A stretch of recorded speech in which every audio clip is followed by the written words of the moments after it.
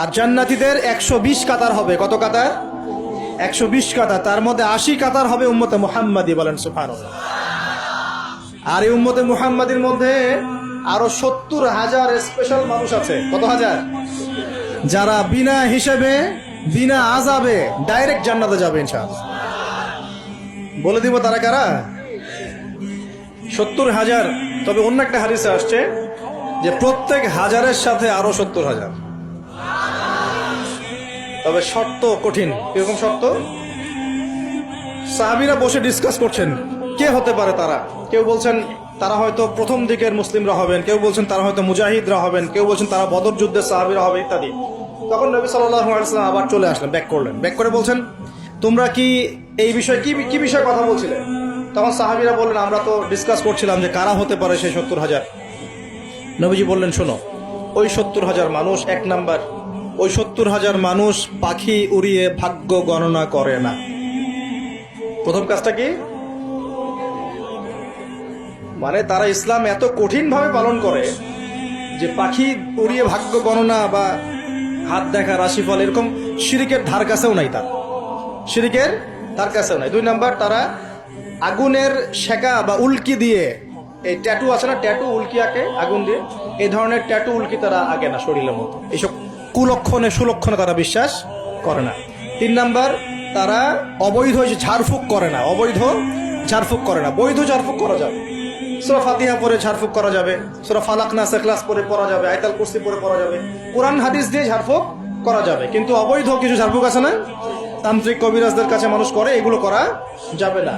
আর 4 number হচ্ছে তারা সর্বাবস্থায় এক আল্লাহর উপরে তাওয়াক্কুল করে, ভরসা করে, আল্লাহর প্রতি তাওয়াক্কুল করে। এরা হচ্ছে সেই 70,000 মানুষের মধ্যে থাকবে ইনশাআল্লাহ। এক সাহাবী দাঁড়িয়ে বললেন, ওয়াকাশা দাঁড়িয়ে বলছেন যে ইয়া রাসূলুল্লাহ, আমার জন্য দোয়া করেন, আমি যেন সেই 70,000-এর মধ্যে থাকতে পারি। তো নবীজি বললেন হ্যাঁ, তুমি 70,000-এর মধ্যে একজন। এরপর আরো 2জন সাহাবী দাঁড়িয়ে গেলেন, আমার জন্য দোয়া করেন। নবীজি বললেন না, ওয়াকাশা অগ্রগামী হয়েছে। এভাবে সবার জন্য দোয়া করতে থাকলে দরজা কি হতো? বন্ধ হয়ে যেত। এই দরজা খোলা আছে। এই যুগের মানুষও হতে পারে না? যে ব্যক্তি শিরক করে না, আল্লাহ ভরসা করে, কোন রকম কুলক্ষণে বিশ্বাস করে না, ইসলাম পরিপূর্ণরূপে পালন করে, ইনশাআল্লাহ তাআলা আল্লাহ চাইলে তাদেরকে আল্লাহ পাক 70,000-এর মধ্যে আশ্রয় দিবেন, অংশ দিবেন ইনশাআল্লাহ। তো আমরা বলছিলাম যে আমরা কোত্থেকে আসছি ভাই? জান্নাত থেকে। কোথায় যাব? ইনশাআল্লাহ। এর মাঝখানে শয়তানের পথ রয়েছে কিছু, শয়তানের ফিতনা। কি ফিতনা? শয়তান চায়, শয়তান কিন্তু ওয়াদা করে আসছে, চ্যালেঞ্জ করে আসছে আল্লাহর কাছে। কি করছে? চ্যালেঞ্জ। শয়তান কি চ্যালেঞ্জ করছে জানেন? শয়তান চ্যালেঞ্জ করছে যে রব্বি, শয়তান বলছে রব্বি মানে হে আমার রব। শয়তান কিন্তু আস্তিক, শয়তান কিন্তু আল্লাহকে বিশ্বাস করে। সে বলছে রব্বি, হে আমার রব, আনজিরনি, আমাকে অবকাশ দিন, ইলা ইয়াউমি ইউবআসুন, কিয়ামত দিবস পর্যন্ত অবকাশ দিন। আল্লাহ বলছেন ফাইন্নাকা মিনাল মুনজারিন, যাও, তোমাকে অবকাশ দেওয়া হলো। কিয়ামত পর্যন্ত সময় আল্লাহর কাছে এমন বড় কিছু নয়, খুব সামান্য। এবার সে বলছে রব্বি ফাবিমা আগওয়াইতানি, হে আল্লাহ, যে আদমের জন্য আজকে আমাকে জান্নাত থেকে বের করে দেয়া হলো সিজদা না করার কারণে, লা আকুদান্না লাহু সিরাতাকাল মুস্তাকিম, ওই আদমকে জাহান্নামে নেয়ার জন্য আমি সরল পথে ওত পেতে বসে থাকবো। বসে থাকে না শয়তান? সুম্মা লাআতিয়ান্না মিন বাইনি আইদিহিম, খুব ভালো করে জায়গাটা বোঝেন প্রিয় ভাই। শয়তান চ্যালেঞ্জ করে বলছে সুম্মা, এর পরে আমি আসব আদম সন্তানের সামন থেকে। কোত্থেকে? এই সামন থেকে মানে অর্থ হচ্ছে দুনিয়া, মানে আপনাকে দুনিয়ার সমস্ত ফিতনা এসে প্রলুব্ধ করে রাখবে। দুনিয়া চোখের সামনে দেখা যায় না?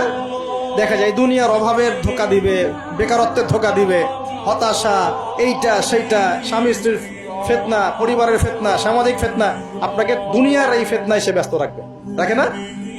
এটা হচ্ছে সামন থেকে আসা। ওয়ামিন খালফিহিম, পিছন থেকে আসবো। পিছন থেকে মানে আপনাকে পরকাল সম্পর্কে হতাশ করে দিবে, এবং পরকাল সম্পর্কে আপনাকে কুধারণা সৃষ্টি করবে, এবং পরকাল সম্পর্কে আপনার মধ্যে একটা গাফিলতি সৃষ্টি করে দিবে যে পরকাল না, পরে দেখা যাবে। হ্যাঁ, পিছনে কি আছে? পরকাল না? পিছনটা পরকাল। তো পরকাল আসবে যখন, তখন দেখা যাবে। হ্যাঁ, বৃদ্ধ হলে তখন তওবা করে নিব, এখনো কি তাড়াহুড়ার কি আছে, পরে দেখা যাবে শেষ বয়সে। এরকম করে আপনাকে ভুলিয়ে ভালিয়ে রাখবে পিছন থেকে। আবার হতাশ করে দিবে, আমার পরকালে আমার জান্নাত হবে না, আমি তো এত আমল করতে পারি নাই, হ্যাঁ, আমার কি হবে, আমার আত্মহত্যা ছাড়া কোনো পথ নাই, এভাবে হতাশ করে ফেলবে আপনাকে পিছন থেকে। সুম্মা লায়াতিয়ান্না মিন বাইনি আইদিহিম ওয়া মিন খালফিহিম, সামন থেকে আসবো, পিছন থেকে আসবো, ওয়া আন আইমানিহিম, ডান দিক থেকে আসবো। ডান দিক মানে কি? এটার ব্যাখ্যাও চমৎকার। ডান দিক মানে কি? আমরা বলি না ডান পক্ষ খুব ভালো মনে করি না? ডান পক্ষ ভালো, ডান দিকটা ভালো, শুভ মনে করি তো। ডান দিক হচ্ছে আপনাকে নেক্সট সুরতে সে ধোকায় ফেলবে। ডান দিক মানে কি? নেক্সট সুরতে ধোকায় ফেলবে। মনে করেন ডান দিক মানে ভালো, মানে আপনি নামাজ পড়ছেন কিন্তু নামাজের মধ্যে শিরক ঢুকাই দিবে। মানুষ দেখতেছে ভালো করে নামাজ পড়ে, নামাজ যাকাত দিচ্ছেন, দান সৎকা করছেন, মনের মধ্যে রিয়া ঢুকাই দেবে। ভালো কাজই তো করছে, ঠিক আছে? মানে হ্যাঁ, এটাও ঠিক। ওই যে হালাল প্রেমের দিকে উদ্বুদ্ধ করার চেষ্টা করে। নেক্সট সুরতে ধোকা, নেক্সট সুরতে। হ্যাঁ, নেক্সট মানে আলেম হয়েছে মানুষ, সবাই একদম বড় বক্তা আলেম সব বলছে, মনের মধ্যে অহংকার, নেক্সট সুরতে ধোকা, ঠিক আছে? বা মনে হচ্ছে যে এক ভাইয়ের গীবত তহমত সমালোচনা করাকে সে দিনের পথে সংগ্রাম মনে করছে, নেক্সট সুরতে ধোকা। হ্যাঁ, এক ভাইয়ের সমালোচনা করা, গীবত করা, তার চরিত্র উদ্ধার করে ফেলা, এটাকে সে মনে করছে যে দিনের জন্যই করছে, ঠিক আছে? নেক্সট সুরতে ধোকা। নেক্সট সুরতে ডান দিক থেকে মানে কি? নেক্সট সুরতে আপনাকে ধোকায় ফেলে দিই, ফেলছে না? ফেলছে। কিন্তু এটা কিন্তু ডেঞ্জারাস। এটা কাদের জন্য?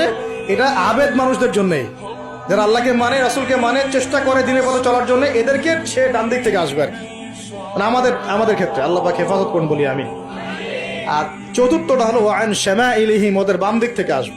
এটা কেমন? এটা হচ্ছে ফাসেক জালেম শ্রেণীর মানুষ যারা, তাদের সামনে মদ, জুয়া, জেনা সবকিছু উন্মুক্ত করে দিবে, এগুলোর পিছনে ছোট এখন।